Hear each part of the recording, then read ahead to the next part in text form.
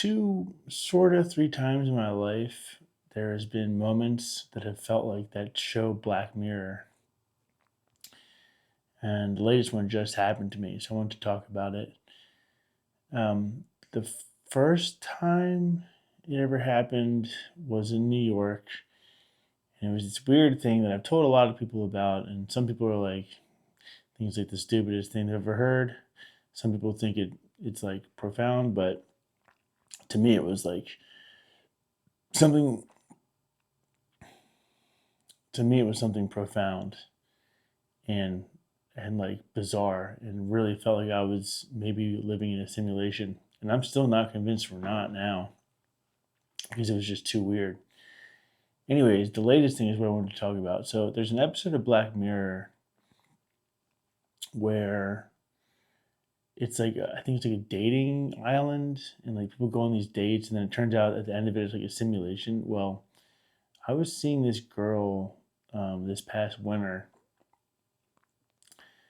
and I've known her for a long time, but all of a sudden she started being able to talk to me in this way that was like almost like she was inside of my brain. Like I'd say something and she would be able to say something back, which was like ripped out of my own head, kind of. And it was really, really amazing. And like, I remember thinking, like, this is kind of uncanny. Like, this stuff doesn't really happen. And so I really felt like we were connected in this way. And that felt very Black Mirror to me. But Black Mirror isn't usually always a happy ending. So what ended up happening? So while we were dating, it was going well, but then all of a sudden, I saw this side of her.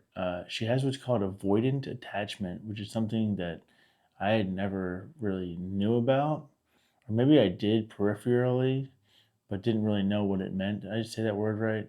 Peripherally. I might have known it sort of, but I didn't like know it because I'd never experienced it before.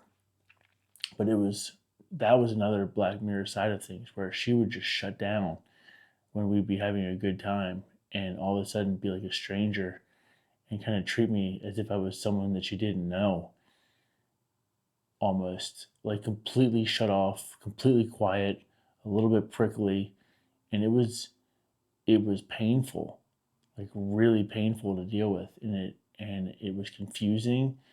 And then I tried to talk to her about it, and that just caused more shutdown. So it was like I was trapped with this person that was like so perfect for me, but also couldn't be with me in a real sense of the word.